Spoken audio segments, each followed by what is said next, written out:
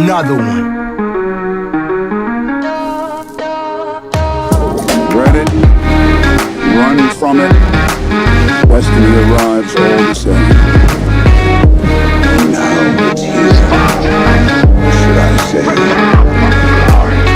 Hey, come on with it. The name is Law Nation. Without hesitations nor deviations to the matter. Be sure, and I mean just that, be sure to slap upon the like button. Let a friend or that neighbor know where to go when it's time to tune in to Cowboys Sports Talk and beyond. What more do you want from me? Yo, come on. Ain't no party like a cowboy party. Ain't no party like a... Come on, baby!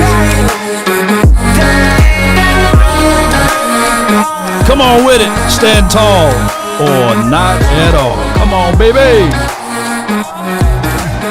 Loving you is easy 'cause you're beautiful. Doo-doo-doo-doo-doo. Come on, baby. Hey. Mama said there'll be days just like this. Come on. All right. Hey. What they do? Are you not entertained? Come on, baby. All I ask is when you lay your head on that pillow at night, do I give you everything I have? Now, so the cocaine's not in. When does that crack come into play to you?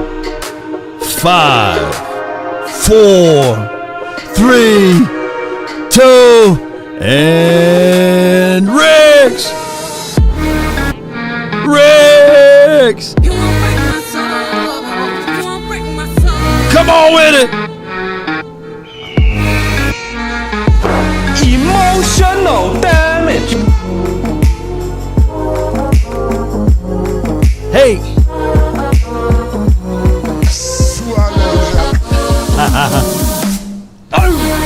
Hey!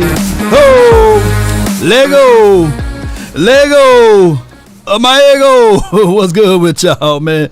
Shout out to the notification squad all the way up. Appreciate you guys. I hope that you all had a wonderful weekend and got a chance to relax a little bit before all of this nonsense went around with Chuma Edoga. Come on, man. Come on. Where you at, Riggs? Riggs. I'm getting too old for this, Riggs. Hey, it's funny because I always say this on the first Lethal Weapon. Riggs was already old, right? But Riggs was young. Danny Glover was real old, you know, and he was showing him the ropes. But by the time the last Lethal Weapon came, Riggs done caught up with Danny Glover. They were both too old for this shit. And they told the little Jet Li guy, hey man, we just go ahead and leave him alone because he was just beating up everybody with the kung fu and everything. Here we go. Yeah. So y'all go back and watch Lethal Weapon 1, 2, 3, and 4, man. They all good, man. They all good. Yeah. Are you not entertained? Yeah. Are you not So entertained? the ideology of getting too old for this stuff, man, we got to understand. We all rooting for Tyler Guyton. We are. And we all rooting for Chuma Edoga. Like Ripley's, believe it or not. We all rooting for these boys. I'm not saying that Chuma is chopped liver. But I came up with this solution. Like, if you going to put Chuma out there, slide him back inside, dog. Slide him inside. I don't have time to put up the all 22 of showing you guys what he can and can't do. But just go to the Miami game. You know, a lot of times there's 60 reps. 60 reps in a game, give or take. Sometimes 70. But 9 times out of 10, 60. You got to be damn near perfect as a left tackle for 60 reps. 1 rep can get your quarterback creamed. Let me know if I'm lying, you know.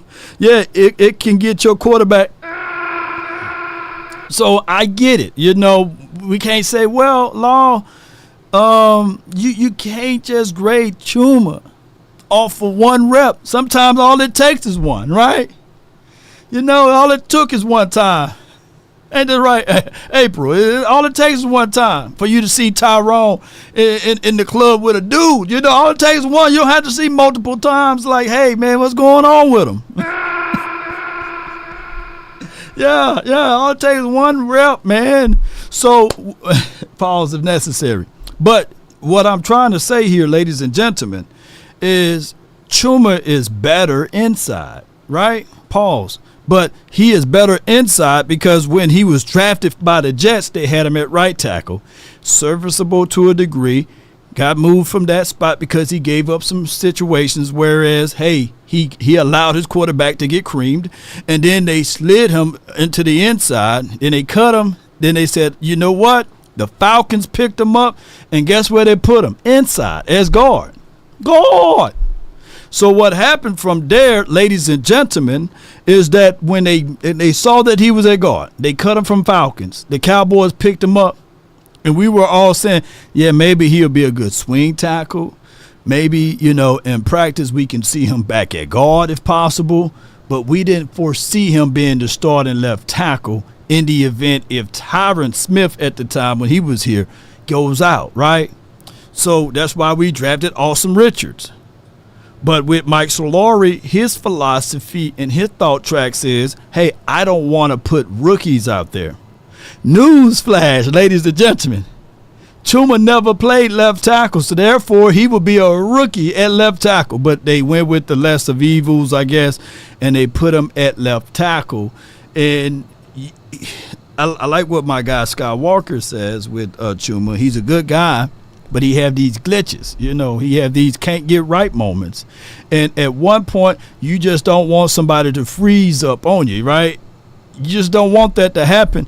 And it happened at the very much so worst time possible when we inside our own 20. We can score, take over the game, win the game, by the way, versus Miami.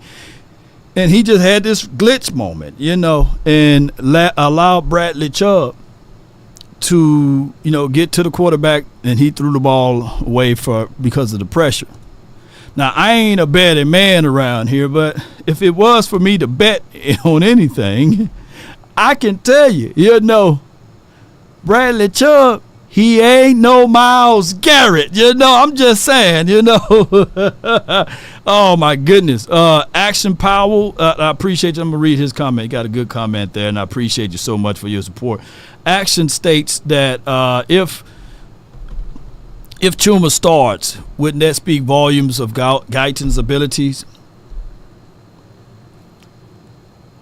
To a degree, it will. It wouldn't be uncommon, but we are in this win now state of mind, right? He's a rookie. You drafted him in the first round, and we need to see said product in the first round playing for this particular team starting. We can't go 2 seasons back to back having a first round draft pick not utilized and being used, right? So that's just what I'm saying. But to circumvent that, you got a first round talented offensive lineman by the name of Tyler Smith. You can slide him at left tackle. I know that those are fighting words to most because he's an all-pro guard. I believe keep him a guard. But sometimes you got to rearrange the furniture sometimes, man, and to make the house look good. But some people say, hey, man, you just rearranging the furniture on the Titanic, man. It's still going down. I get all of that. But what would be best for this team? I would go with the Jimmy Johnson approach. Who's my best 5, and they will start. No political situations. But here's my only takeaway to all of this. And I give players longitudes and latitudes. Everybody starts off with a passing grade. I said that in a few episodes back. That if Chuma improves, and he's by far better than Tyler Guyton, then, dog, you start him. Right? But 9 times out of 10, come on, baby. That ain't happening. I've seen too much of Chuma. But things can change. So if Chuma Edoga is your starting guy, then let him play. But don't play the political game, whereas Oh my goodness. Since we drafted this dude, let's just go ahead and put him out there. No. So that's just how that goes. Bobby says how he can be an all-pro left tackle too. Yeah. I just look at it like this. Tyler Smith, his size, his strength, his stance speaks for him to be a guard, to be fair. It speaks very loudly that he's a phenomenal guard. But what is best for the team is what's necessary, right? Look, I get what you guys feeling about as it relates to this team on the quarterback. And I understand. Most people think that Dak Prescott is trash. He's garbage, man. He can't win the big games. But it's a whole different feeling when you got quarterbacks that can't even win the small ones. Not saying that Cooper Rush and Trey Lance can't win the small ones, but there's not a long list of these guys being proven that they can win the small ones. Now, there is a little piece of the pie of what Cooper Rush, I think he's 4-1 or 5-1 as a starter. But we can all go back and look at those games and say, hey, all of the games that he won, the team held the opposing team under 20 points. I don't think that you can go 17 weeks of holding with this particular defense all of the teams that you're going to play under 20 points. So realistically speaking, be careful what y'all wish for, man. And I get it, man. Everybody wants to say, hey, man, get rid of Dak, man. I can't stand the dude, man. But at the end of the day, be careful. That's all I'm saying. There was a time, who remembering when we had Romo here, and I'm just bringing up Romo for context, right? That a lot of people, I remember I just wasn't on YouTube at the time. I wish I was. There were people yelling, put Kyle Orton in, man. Let's get Kyle a chance, man. Let's get John Kitna, man. John Kitna got a winning record when he's starting, blah, blah, blah. And then, John Kitna, the philosophy was, hey, when John Kitna was with the Lions, they beat us, and put Brandon Whedon in. Brandon Whedon, when he was with the Browns, they beat us, blah, blah, blah. All of this crazy science that they had, Everybody looked at the backup quarterback. Stephen McGee, man, maybe he won't choke up, And it comes to find out that when Romo went down, before Dak Prescott, we were 1-8. We was 1-8. Or 1-9, some crazy number for when Tony Romo was out. So all I'm saying is, man, look, just be careful what you wish for and these sorts of things, John Kitna was better than what we had. Yeah. So April says Brock Hoffman. You got to put Hoffman in there. Or BB, or BB, y'all. I think if it's close, you put BB in there, right?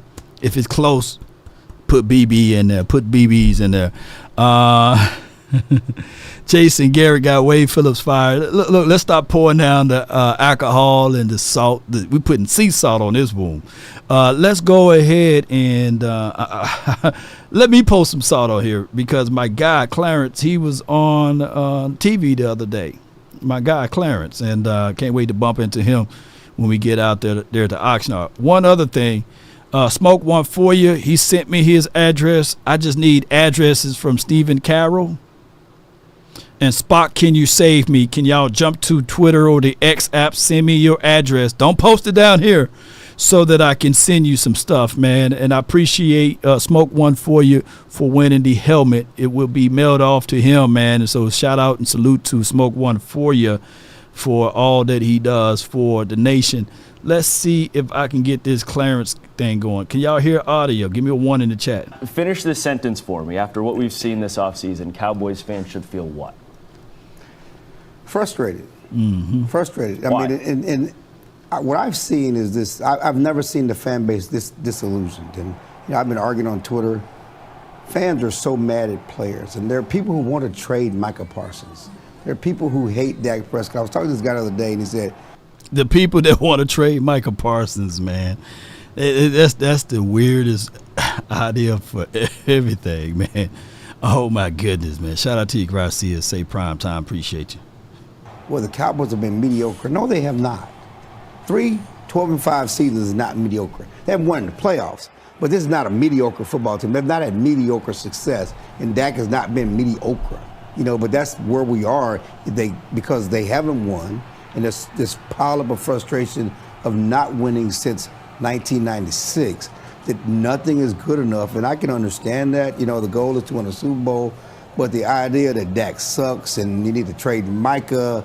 I got something for you. You got to take this. You must be out of your goddamn mind. For those who want to do all of that. And it is just win, baby.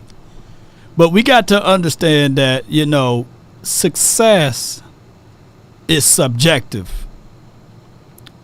Let me say this again. Success is very much so subjective. It depending on where you look at it, right? Some of you guys can look at Law Nation. Oh, this is a very successful YouTuber, right? Oh, my goodness, he's a very successful Instagrammer, right? Or Facebook dude or X app. I'm very successful in there. Got followers here and there, getting all types of this and that.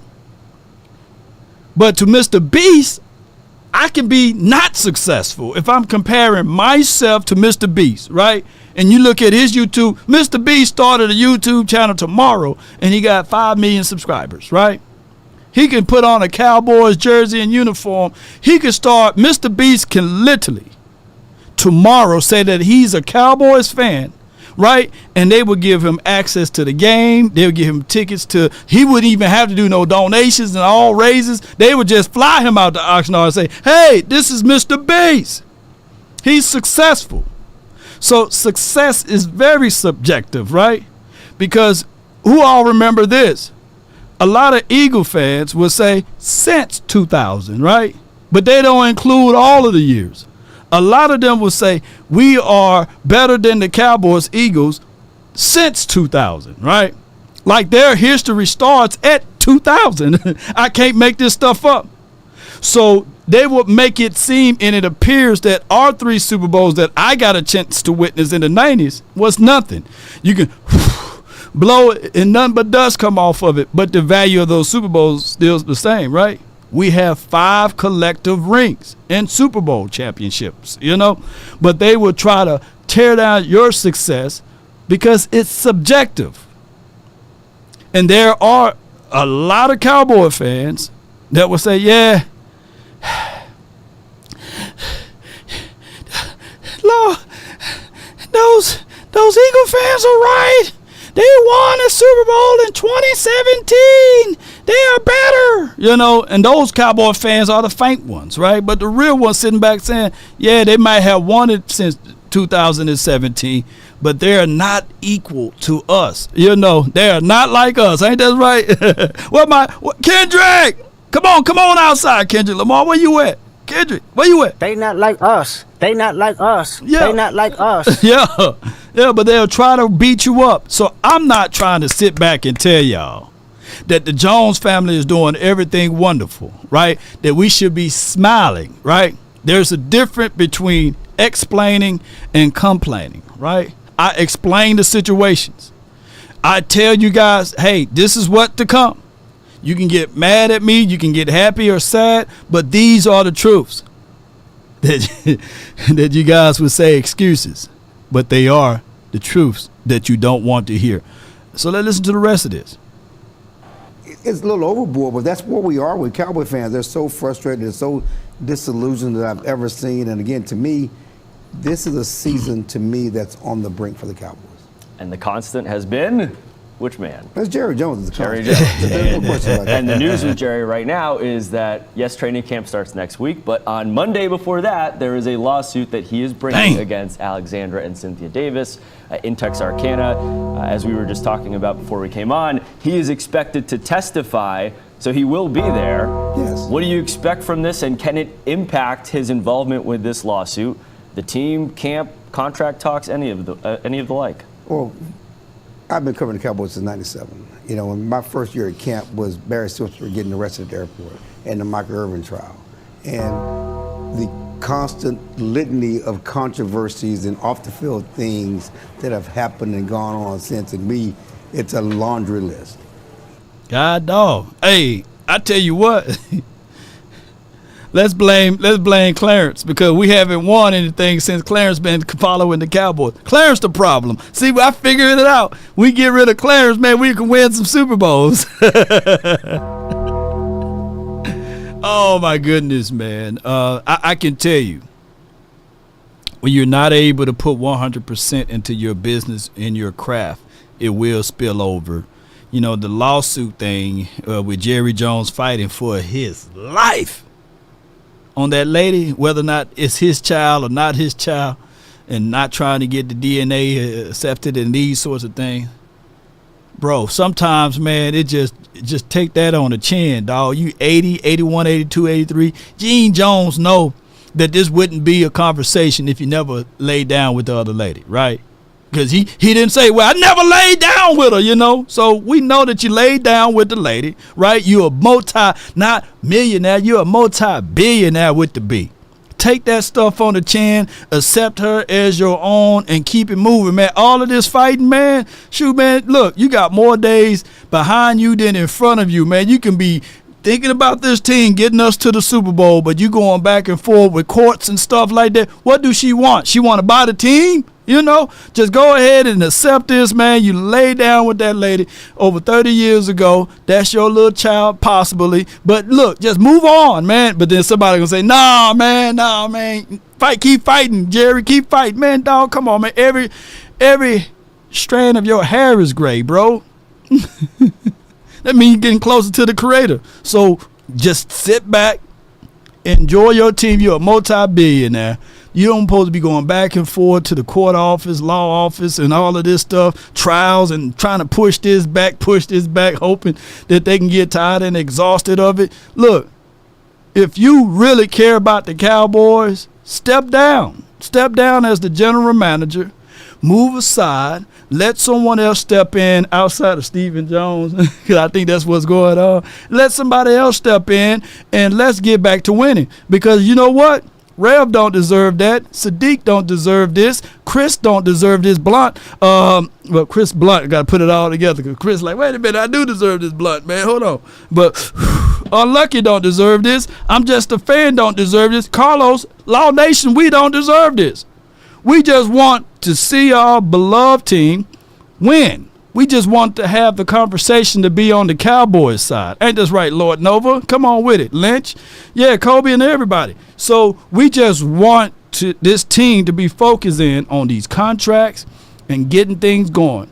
We don't need to have all of this other stuff. You going to court and you got to worry about if that's your child or not. You knew you laid down with the woman, so the possibilities are the same, you know. And when you look at them eyes, she got them Jones eyes, you know what I mean? It runs in your family. They got that eyes, them nose, and them ears. Eyes in, ears in, mouth and nose. Head, shoulders, knees, and toes. Come on, baby. She got all of them features, man, looking just like a younger version of Charlotte Jones without the, you know, the dye in the hair and all of that stuff. So go ahead, man. But here's what Outlaw Cowboy had to say about a few things that went viral a little bit about this. You know, it says here, and shout out to the Outlaws, man. Appreciate him, man. He does not a good job, but a great job. And he says, had Dallas extended Dak Prescott prior to the free agency, they could have freed up roughly $20 million. Derrick Henry, Grover Stewart, combined cap hits for 2024 on their new deals would have been, is $15.4 million. That's an A-tier running back and a run stuffer defensive tackle that could have put them over the hump. And then he says he hated here. You know, I'm in between. I don't hate it, nor do I love it, but I'm in between. It's like us being in purgatory, right? It's like neither heaven nor hell. We just sitting here waiting for somebody to break us through, and hopefully it be on the heaven side. So what I'm saying is, my response to that when you have a front office with zero sense of urgency, they operate out of comfort. They don't have to worry about getting fired. They don't have to worry about someone else taking their jobs, someone sniffing around the, I guess outside of the other, Jerry Jones outside child. Maybe she is trying to, I don't know. But,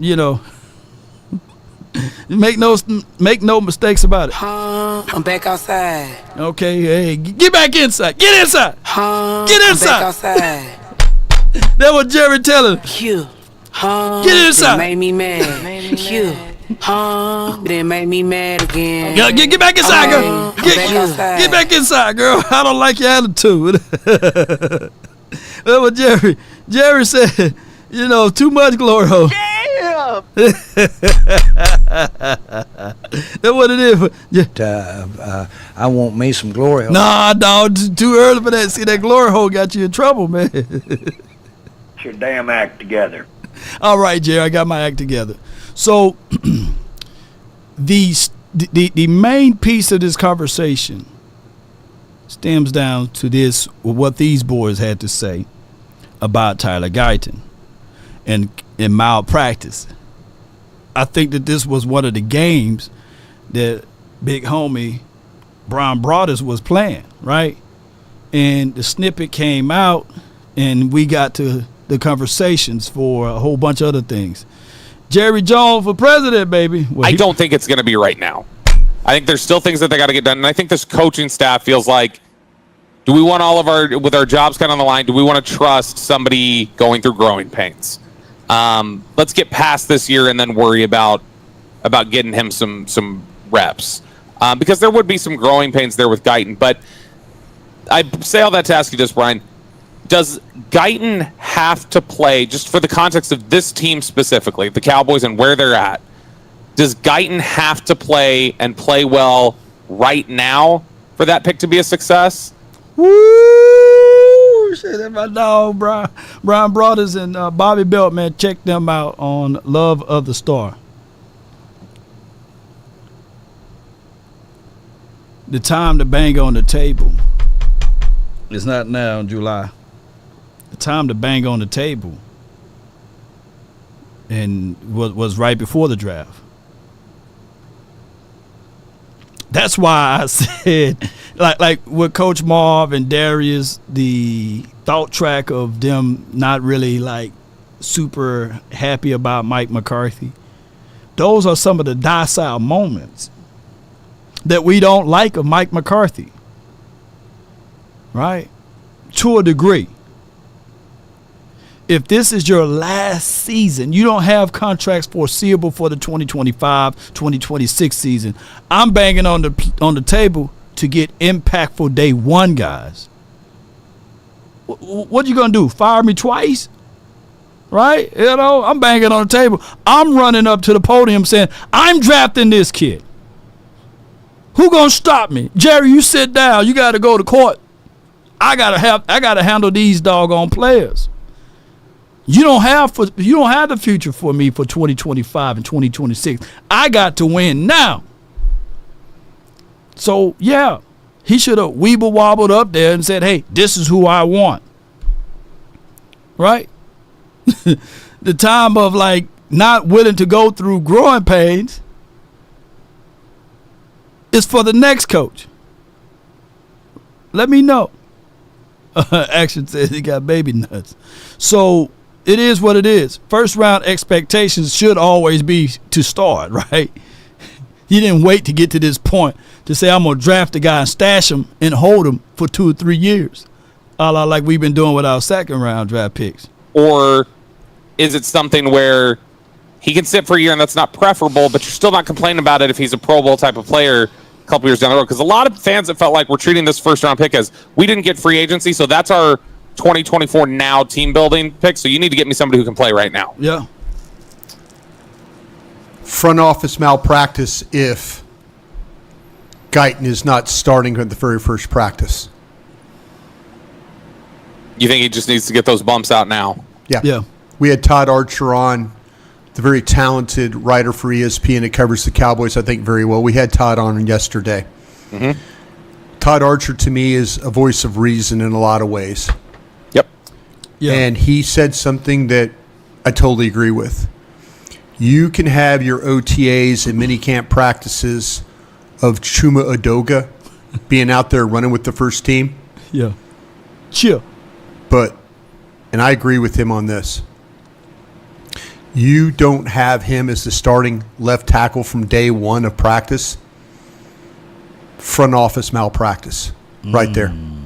I get it. You don't want to Ooh, Brian cooking. Yeah, I mean, you got to put him out there. Right? And you're going to have to rip the Band-Aid off because he's a first-round draft pick. To a degree, call me crazy. But the next order is Awesome Richards. I don't want to see Chuma Edoga, and there's nothing. I'm not beating up Chuma. But why the F would we even draft Awesome to be in third rotation? Chuma, you had your time in the sun, you know. Let the little homie get some now, you know. Hey, you know, at the end of the day, this is what it is. And if you're going to use this philosophy and principle that we're going to draft our guys instead of going into free agencies, then that's what you got to live with. But Brian is spot on. Yeah, Roy. play. You want Cooper Beebe to earn the center job. I get it. You cannot tell me that you went into the draft and you did address the left tackle spot with a very talented player that will have some learning curve. No question. No question about that.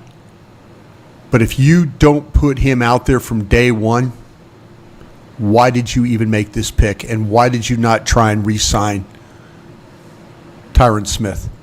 Man, that's deep. That's deep right there. We got a super chat from Swayze, man. Thank you so much for your support. He says, are Dak fans going to gaslight us this season? I beg the difference. I think that there are more Cowboy fans than there are those who are pretty much only solely looking at this from a Dak Prescott perspective. I think that, you know, the divide comes from people who would like that to say, well, you're only a Dak Prescott fan, right? I think that there are more Cowboy fans who see the bigger picture of your quarterback and people who don't have amnesia, right? I think that there's the 5 to maybe 10%, maybe 16 to give or take percentages of those who kind of despise the quarterback and make that divide of these are Dak Prescott apologists, right? And sometimes those who got a lot of emptiness, right? They make a lot of noise. An empty wagon makes a lot of noise. So I don't think that there's necessarily only those who want this Dak Prescott to get paid and be successful. I think that people are really looking back at this and saying, hey, this team can go as far as Dak Prescott takes them, but we know that Dak Prescott needs help. So that's where I'm looking at it. Like, I get, and I clearly understand where people are looking at it like they make the argument. Jordan Love outperformed Dak Prescott. Therefore, Jordan Love is better than Dak Prescott in the postseason, right? But at the end of the day, let's say if we do this, we pick Dak Prescott up and we put him on Green Bay and you give him averaging about 8 to 9 yards per rush, the damn dude is undefeated. There was a guy by the name of Colin Cowherd, right, who broke down Dak Prescott to a degree, whereas he said he's damn near unbeatable when he get a running back averaging 4 yards per tote, you know, and you can set up the play action. He did the whole stat line side by side, and he literally said at the end of it that he's damn near better than Patrick Mahomes when he had these things in front of him. But what happened here in Cowboys land, we only look at the quarterback and we would say to ourselves, hey, this quarterback can't get you over the hump. Therefore, this quarterback is trash. This team is trash because of the quarterback. When we didn't have the other ingredients, right? We didn't have the other ingredients to average 4 or 5 yards per toe, right? We didn't have the other wide receiver to take off pressures, right? So when you start taking away those things, and I know, I get it. People right now punch and win. Like, I can't stand Law Nation. He's a Dak Prescott apologist. Look, no, I'm not. But what I'm telling y'all is that this particular team can win if you have these parameters. It is easier to add those parameters versus just taking away the quarterback. But here's my thing. I will be considered wrong or not real with y'all until it's all said and done. It will be 2 to 3 years from now if he decide to be gone. And then they realize, damn, that Law Nation was spitting nothing but the truth, man. Damn, that Law Nation was right. But neither here nor there. Let's go to it. I guess, and we'll transition over here in just a second to Stephen Jones' comments, but I guess I'll say this, Brian.